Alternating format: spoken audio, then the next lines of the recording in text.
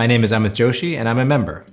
Way number 2, speak the truth with love. Speak honestly and directly in a way that clearly reflects love and support for one another. Be courageous enough to say what needs to be said, even when it's difficult. This way emphasizes two of the most important bedrock principles of humanity: truth and love. The health of any organization relies on the ability of its members to work and grow together.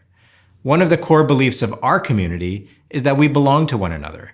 We're striving here for an atmosphere thick with love by encouraging and reminding each one of us to lean into our community.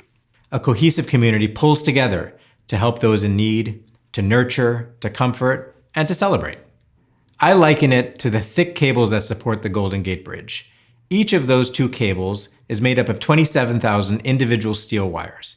And while each of those individual wires carries some strength, it's only 0.2 inches thick. What really solidifies that structure is that they're all weaved together.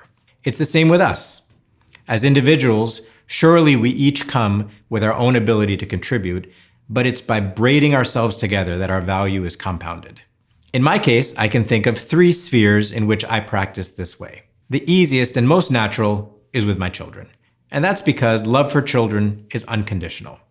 Correcting, encouraging, and redirecting children isn't that difficult, especially when they're young. As they get older, it gets a little bit more difficult, and I think that's because they're turning into adults. And the one vice that all adults share is pride. So even a criticism delivered with love can be wounding. The next easiest is as my role as an educator of young physicians and surgeons. In this case, I guess it's a little easier because it's part of my job to teach. And whether it's taking a young surgical resident through a hernia repair and just tinkering with their technique, or improving upon a plan put in place by a trainee on a hospitalized patient, these are relatively drama-free interactions because we are both centered on professionalism, love for our patients, and respect for the importance of training. But, like everyone else, the hardest place for me to live this way number 2 is beyond our children and outside of education. It can be with a colleague, a neighbor, a family member. It can sometimes be challenging to speak the truth and avoid wounding someone's pride. So, here are some tips that I'll openly admit I don't always follow myself.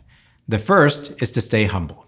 What I may regard as the truth may not be shared by the person I'm interacting with. Be open-minded to others' points of view. Always treat the other person with respect. Be supportive. As an example, it can sometimes be easier to tell someone something honestly, but then walk away. You only get half credit for that way, in that example. Try not to walk away, literally and metaphorically. Offer to stay with that person and help them through it. And finally, as Joel Crott tells all of his young musicians, practice not for perfection, but for better. We're all imperfect, and so the key is to make progress every single day. And that is way number 2, speak the truth with love.